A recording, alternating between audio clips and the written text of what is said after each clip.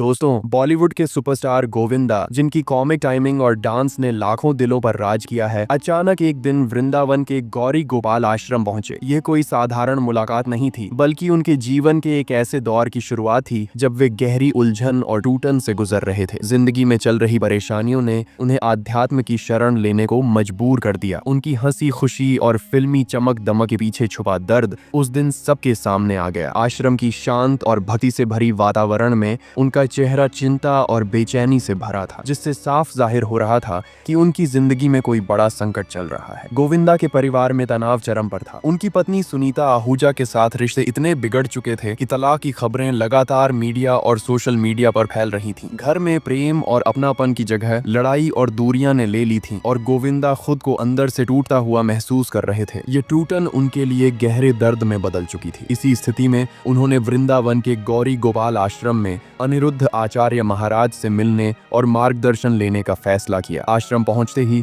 उन्होंने महाराज के चरणों में प्रणाम किया। उनकी आवाज कांप रही थी और चेहरे पर तनाव साफ झलक रहा था। उन्होंने खुलकर अपना दर्द बताया कि उनका घर टूटने की कगार पर है, मन बेचैन है और वे इस पीड़ा से निकलना चाहते हैं। महाराज जी ने शांत स्वर में कहा कि यह केवल बाहरी समस्या नहीं, बल्कि उनके कर्मों का परिणाम भी है। कुछ अधूरे कार्य और टूटे हुए वादे उनके मन को अशांत कर रहे हैं। उन्होंने गोविंदा से पूछा कि क्या उन्होंने कभी सच में भगवान कृष्ण के चरणों में समर्पण किया है। थोड़ी झिझक के बाद महाराज जी ने उन्हें 3 दिन तक राधा कृष्ण मंदिर में जाकर केवल एक ही प्रार्थना करने को कहा, हे गोविंद, मुझे अपने चरणों में स्थान दो। महाराज जी ने विश्वास जताया कि अगर मन सच्चा होगा तो चमत्कार अवश्य होगा। गोविंदा ने पूरी श्रद्धा के साथ उनकी बात मानी और 3 दिन तक लगातार मंदिर में जाकर प्रार्थना करते रहे। इन दिनों वे अपने भीतर की उलझनों और दर्द से जूझते रहे और मन को शांत करने का प्रयास करते रहे। तीसरे दिन एक अप्रत्याशित घटना घटी। उनकी पत्नी सुनीता का फोन आया। उनकी आवाज में मिठास और उम्मीद की झलक थी। उन्होंने कहा कि वे बात करना चाहती हैं और शायद अपने रिश्ते को सुधारने का रास्ता तलाश सकी हैं। यह फोन गोविंदा के लिए एक नई रोशनी बनकर आया, मानो उनके टूटते हुए रिश्ते में फिर से जीवन आ गया हो। इसके बाद गोविंदा ने अपने जीवन में धीरे धीरे सकारात्मक बदलाव महसूस किए। उनका मन शांत होने लगा और वे फिर से खुश रहने लगे। उन्होंने मीडिया के सामने भी इस अनुभव को साझा किया